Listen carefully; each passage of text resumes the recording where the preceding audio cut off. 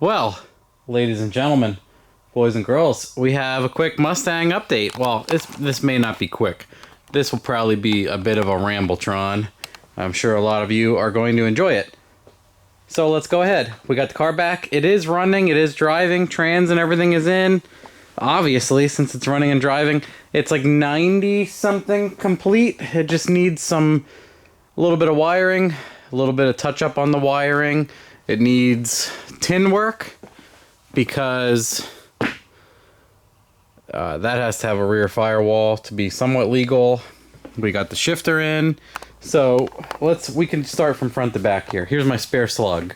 Let's get right to it. That's my spare. That's my 4.8. That's my 4.8. And that's my 4.8. So we're ready to go. And so from the top, this is a 99 long crank 4.8 liter. We found that out while we were trying to install the torque converter. So, long crank 4.8. It has stock manifolds. It's going into stainless hot side here that Mark built. Monkey Fab parts for the merge. Monkey Fab prefabbed Y pipe on the collectors for the wastegates. It has VS Racing 44mm gates. And what I did is, the regular price is normal for the VS Racing gates that I have on the price sheet. But what I did is I told Varen to send me stuff that no one was buying or that was damaged. So these gates were missing some parts, and I just fixed them and made sure they worked. And likewise, I bought a intercooler from him that was already dented that he couldn't sell. So I paid... You know, these are full price items on the sheet, but I got scratch and dents because I like that. I think it's funny to have something that people think is crappy to do well. So this is a 4.8. It has a sloppy stage 2 cam in it, the Elgin 1840p. It has PAC 1218s. It just has all the stock sensors on it. It has a new body style, or Trailblazer SS, or what I like to call the bread box intake. It has a War Performance throttle body. It currently has Snake Eater 1500 injectors in it. It has this Chinese $30 regulator and some used hose, and the hose that came with the car. As you can see, the fittings look like they've been in the desert on a lot of this stuff. It's just stuff we had laying around or bought cheap used. So it does have Faster rails. The guy's business name is Faster. He's on eBay. It's like 3 S's, I think, something like that. I wanted to do these because we could build the car really cheap and just make it super cheap, but we figured if we could do some things nice, or what looks like a potential upgrade, or what is an upgrade for a small percentage, we went ahead and did it to future-proof a few things. So there are things like we didn't need these rails, but we did it as a dress-up item. So it does have the 4-inch intercooler, 3-inch piping. It has a 5-inch aluminum downpipe. The aluminum downpipe was cheaper than you would think. I think it was like $120 in materials or something like that. Wasn't bad at all. Takes a lot of weight out of the car. Another nice thing is put the turbo over here and put all the exhaust bits over there. Fresh air over here kind of thing. It is running the new Holley Terminator X. The car came with like 90% of what you're looking at. It came with the K member. It came with the brakes. It came with the steering. It came with the rack. It came with the tube A-arms. It came with the coilovers, the tops, the double adjustables, the caster camber plates. It already has a semi-built rear end in it. It had like 390 gears, I believe. We put 327s in it. It came with a fuel cell. It came with a bulkhead underneath. It already has coil relocations on it for a mini tub. We did not do one, but you know, we can very easily because everything's moved in board. Like I said, the fuel rails came in. The steering column was in it. The detachable steering wheel was in it. Man, it had a lot of stuff. It had these seats already in it, and you know, they're not fully, you know, they're kind of crappy for a race seat, but it has seats. We didn't have to buy seats. So all this stuff already existed. A bunch of this stuff is buy, sell, trade. I think I want to go over that stuff.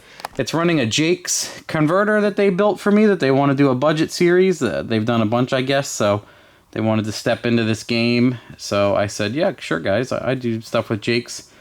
I was going to do like a Summit or a Jegs converter, and they're like, nah, try ours. So I said, okay, sure. It has the stock coils on it. It has a TH400 in it. It has, what else? We got the fuel pressure. We can log with the ECU. We got oil pressure on the ECU. It's got the dash. 8.8 rear, obviously. This rear already has 9-inch ends on it. A couple small things. Probably missing a few. But it's pretty much ready to go. It is running and driving. But the last couple times we had it out, it seems like it has a head gasket problem. So this $200 4.8, I need to take the head off and see if the head is cracked, or if it has a head gasket issue or something else. So that's one small thing. No, not really a big deal. The motor was extremely cheap. This is another $200 4.8 that I have. So, you know, I can end up using that. I would like to do, you know, a minimal fix on this if it's just a cracked head or head gasket, or obviously that's why someone pulled this motor out, because it seems to have that issue. It doesn't look like it's getting into the oil, but it smokes white out of the exhaust as soon as it warms up, and it feels like it's down a cylinder. Temping them number 6 is super cold. If all the other cylinders are 300 or 400 degrees, that one's like 100 degrees. So we're assuming the water is leaking into that, or something else is going on with that cylinder. So that's where I will start working on this. Other than the small stuff I have to button up, what I need to do is, punch list items are, I need to take the wastegates off and bench test them. I have no idea what the wastegates are set for. They don't have references hooked up at all, so it needs references. I need to wire the boost controller into it.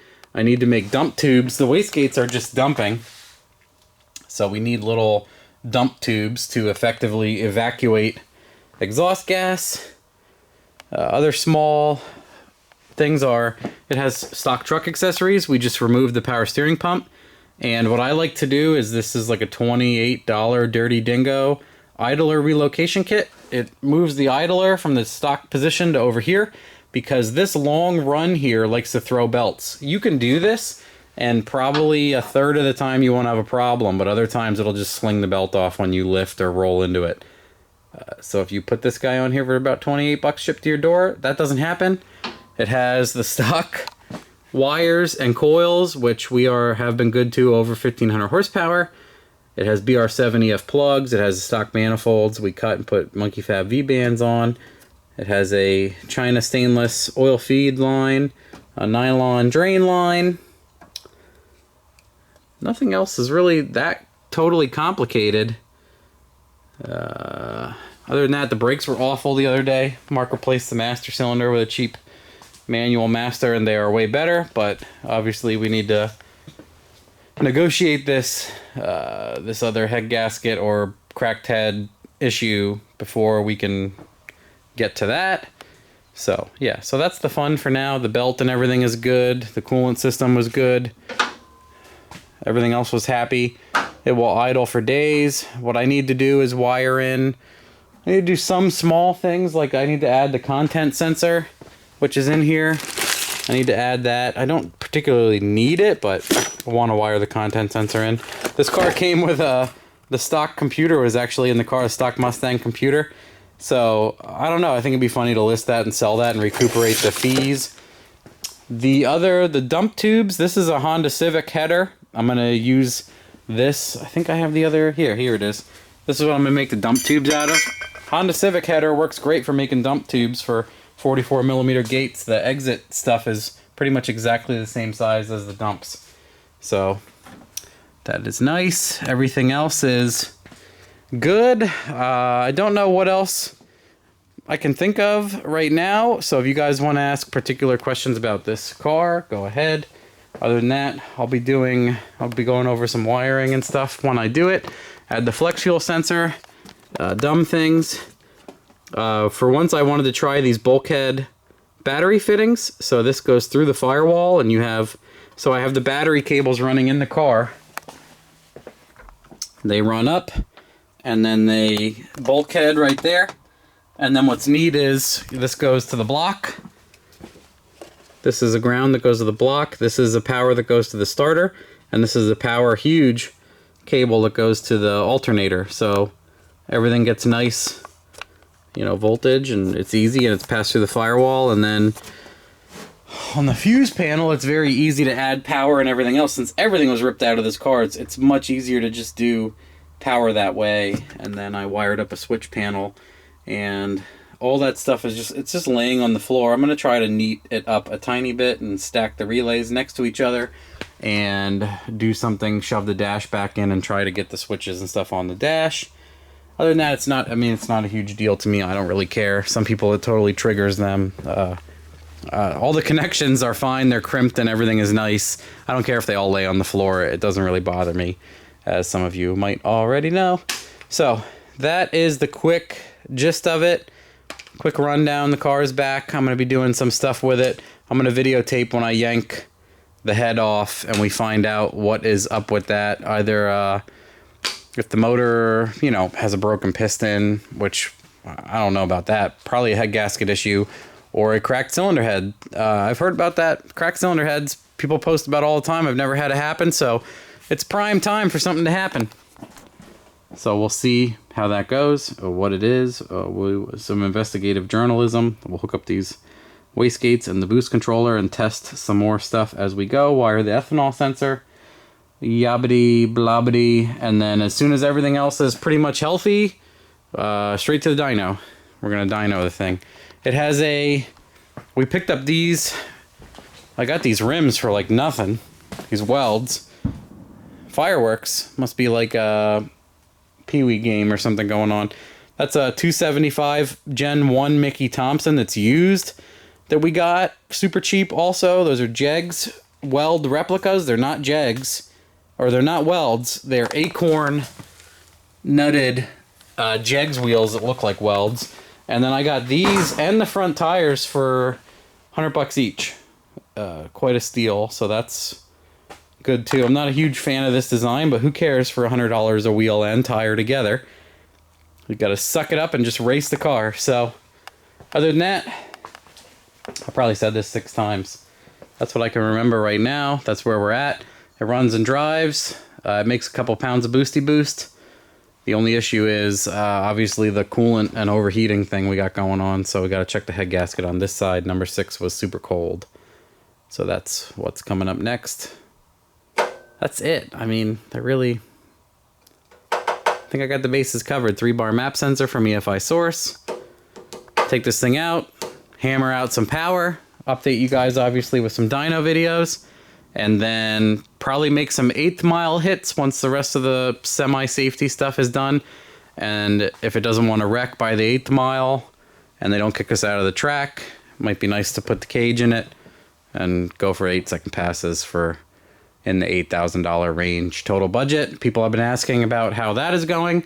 It's fine. We're at like $82.99 right now, so I still have room to mess with stuff and add stuff. I have thought of just adding air fresheners and dumb stuff to make it $8,888 just as a pun. We thought it would be funny, so we'll see how it goes, see where we end up, see how much power, see how fast it goes, or everything else. So if you have questions about this in particular, I know a lot of people are excited to see the build done as is. There was a ton of views on us just driving around and not saying a word. I'm happy it's all together. Just a small thing with the cylinder head in my mind, not that big of a deal.